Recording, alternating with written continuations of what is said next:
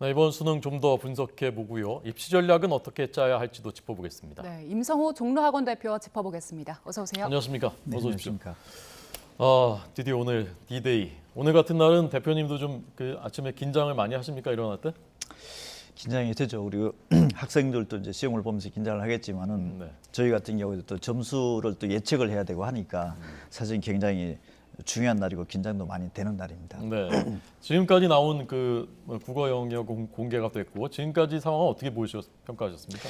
작년도가 국어, 수학, 영어 모두 사실은 불수능이었죠. 그래서 대단히 어렵게 출제되었는데 금년도 우선 1교시 시험 문제지가 공개된 걸로 봤을 때는 우선 저희 선생님들이 풀어봤을 때는 지난해 수능보다는 우선 쉽다. 그러면 쉬운 정도가 거의 뭐 물수능이냐 이런 부분들은 아니고 다소 뭐 중간 정도라고 물수능과 불수능의 중간 정도로 본다라고 하면은 다소 어려운 쪽에 치우친 어떤 중간 정도 난이도다 그렇게 볼 수가 있고 9월 평가와 모의고사랑 좀 비슷한 정도 난이도라고 하니까 아마 수험생 입장에서는 9월달 시험을 지금 바로 본 직후에 봤기 때문에 어느 정도 좀 적응이 되어 있지 않았을까라는 생각이 듭니다. 네. 그러면 지난해보다는 쉬웠으면 변별력은 어느 정도 있다고 보세요?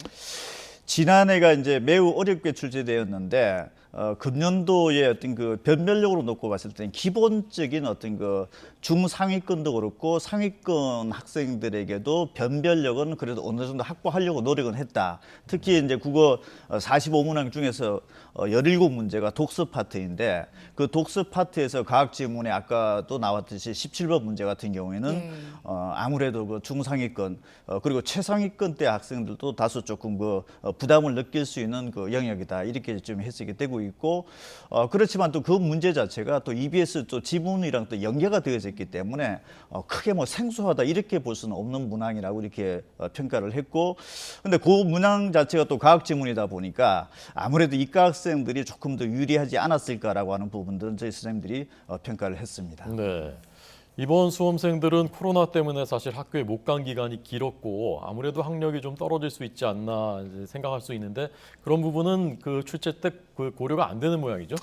뭐 기본적인 수능에서 변별력을 확보를 해야 되기 때문에 뭐 무조건 쉽다고 해가지고서 수험생들에게 유리하게 작동이 된다 이렇게는 볼 수가 없는 거죠. 하지만 이번 시험 같은 경우에 그 지난해부터 EBS 연계가 이제 50%로 그 전까지는 70%였었는데 작년도부터 이제 50%로 낮춰졌죠.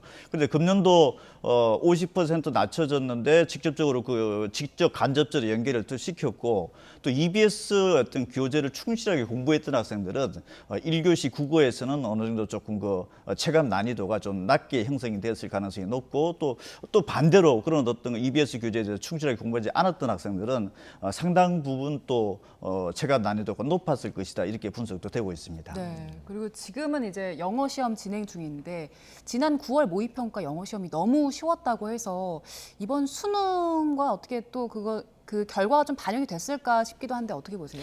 작년도가 이제 6%가 나왔으니까 꽤 어려운 시험이었다 이렇게 봐야 되는 거고 1등급이 6월 달에 이제 5%대가 나오다가 갑자기 9월 달에 이제 16%로 거의 물수능이 돼 버린 거죠. 평균 몇 퍼센트 나옵니까? 보통 한 5에서 6% 정도대가 나오고 많을 경우에가 한 12%까지 나오기도 하는데 대체적으로 한 5에서 한 8%대 정도가 이제 적정 난이도 정도로 보는데 9월 달에 16%까지 나왔으니까 사실은 16%라고 하면은 서울 소재 모집 4년제 대학 정시 모집 전체 정시 선발 인원보다도 비슷한 수치가 되는 겁니다. 그래서 사실 1등급을 받고도 변별력이 전혀 없다라고 봐야 되는 건데 이제 문제는 9월 달보다 다소 어렵게 출제하려고 하는 시도가 원래 계획대로 됐을 것이냐 안 됐을 것이냐 이게 굉장히 중요한 관건인데 지금 현재 이번 본수능에서도 반수생들도 한 8만 명 정도가 또 들어와 있는 상황이고 평가원에서도 정확한 난이도가 6월 달에는 5%, 9월 달에는 16% 굉장히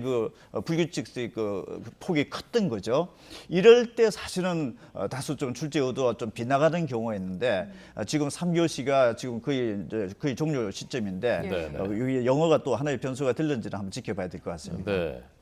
그 수학 여쭤보기 전에요. 아까 저희 장하영 기자가 EBS 교재 연계도가 작년이랑 비슷하게 50 정도인데 이번에 체감 연계도는 좀 더 높아졌다라고 하던데 이게 무슨 얘기인지 좀 더 설명을 좀 해주십시오. 국어가 이제 독서 파트하고 이제 문학 파트가 전체 45문제 중에서 이제 34문제를 차지하는 건데 네네. 그 17문제 독서 파트, 문학 파트가 사실은 지문 자체가 생소한 내용들이 나왔을 경우에는 학생들이 굉장히 당황스러워하는 거죠. 그래서 이번에 지문의 패턴으로 놓고 봤을 때는 다소 좀 어려운 부분의 문제가 출제되었다 하더라도 EBS에서 봤던 지문들이 한 절반 이상 정도는 나왔다. 이렇게 되면은 수험생 입장으로 봤을 때는 물론 그 문제 자체는 어렵지만은 그 소재 자체를 봤던 경험들이 있기 때문에 체감적으로 좀 난이도는 좀 낮아졌을 것이다 보고 또 문제 배치의 어떤 그 순서도가 작년도 같은 경우에서는 처음부터 접하는 문제부터 어려운 문제가 나오다 보니까 학생들이 어떤 그 시험의 페이스를 잃었던 학생들이 많았을 것으로 좀 추정이 되고 있는데 네. 금년도는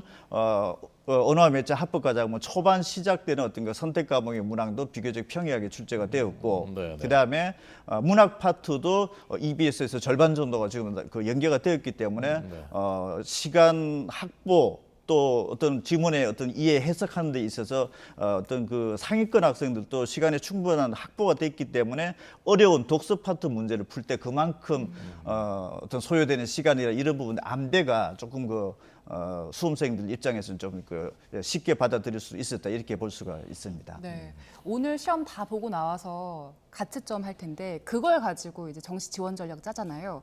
어떻게 계획하는 게 좋을까요? 우선 이제 오늘 저녁부터 이제 각 입시 기간별로 이제 등급 커트라인이 이제 원점수 기준으로 발표가 될 텐데 우선 본인이 이제 수능 최저를 그 맞출 수 있느냐 없느냐 이런 부분을 우선적으로 판단을 하고 당장 내일부터 대학별로 논술하고 면접고사가 진행이 됩니다. 지금 오늘 이후부터 한 3주 정도에 걸쳐서 수시 6번 원서를 냈던 곳에서 논술 또는 면접심을 보러 가야 되느냐 또는 그 수능 체제를 못 맞췄기 때문에 갈 필요가 없겠느냐 이런 부분들 우선적으로 이제 판단을 해야 되는데 사실 통합 수능 2년 차에서 수능 등급의 어떤 그 예측이 대단히 어렵습니다. 또 빗나가는 경우도 많이 있기 때문에 너무 지나치게 어떤 그 수능 체제를 못 맞췄다라고 또 비관을 하면 어떤 그 그렇게 하면서 시험장에 안 간다라든지 이런 부분들을 조금 자제를 했으면 하는 생각이 들고 그리고 또 정시에 지원 가능 대학을 또 예측을 해야겠죠. 그러니까 평소 때보다 높은 점수가 나왔던 학생들은 이제 논술의 면접고사장에 갈 필요가 없어야 되죠. 그러니까 가게 되면 또 수시에서 또 대학을 또 진학을 해야 되기 때문에 네.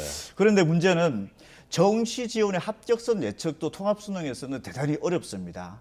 특히 또 이과 학생들이 또 문과로 넘어올 수도 있는 거고 국어 1교시만 보더라도 언어와 매체 합법과 작문 중에서 어떤 선택 과목과의 점수차를 줄이려고 노력은 했다라고 하지만 막상 결과에서 가보면은 저희 회사에서도 지금 예측이 지금 오히려 점수차는 조금 더 벌어질 수 있는 그 소지가 있다. 이 정도까지 지금 예측이 되기 때문에 네. 그 정시의 어떤 그 합격 대학의 학과 예측이 대단히 어렵습니다. 그래서 너무 지나치게 또 정시에 합격 안정권이다 생각을 하고 논술이라든지 면접 보상에도 안 가는 또 일도 조금 자제는 해야겠는데 어쨌든 정시 지원의 어떤 그 대학 학과의 그 합격선 예측은 네. 입시 기간에서 한 복수의 한 두세 군데 기간에서 어떤 합격 안정권으로 나왔던 어떤 그 그런 게 나온다라고 하면은 그런 또 예측을 하는 것도 조금 참고를 할 필요는 있습니다. 네. 끝까지 어떤 경우에든 다 최선을 다해야 되겠고요. 이제 국어는 말씀해 주셨고 수학은 아직 그 문제집 공개 안 됐습니다만 현장에서 어떤 얘기들 나오고 있습니까? 지난해보다는 어쨌든 조금 쉬워지는 패턴으로 갈 것으로 이제 예측은 되는데 지난해 통합수능 1년 차에서 평가 모의고사라든지 지난해 본수능 그다음에 금년도 6월달, 9월달 어떤 평가 모의고사의 어떤 출제 패턴 자체가 다소 좀 어렵게 출제되고 어떤 변별력을 확보 쪽에서 지금 문제가 출제되어졌기 때문에 네. 사실은 예상으로 봤을 때는 지난해보다 비슷하거나 다소 쉬울 정도 예측은 되는데 사실 이 부분 또한 금년도에 또 재수생들이 또 대거 또 들어온 상황이고 31.1%는 사실 26년 만에 또 재수생들이 가장 많은 또 그 비율인 거죠. 네. 그다음에 또 평소 6월달, 9월달 평가 모의고사 때 보지 않았던 반수생들이 또 한 8만 명 정도가 오늘 또 가세를 해서 보는 시험입니다. 아. 그래서 이런 학생들이 과연 어떤 수준대 학생들인지를 사실은 그 어떤 이거 추정을 할 수가 없는 거죠. 그렇군요. 그러니까 전반적으로 수학도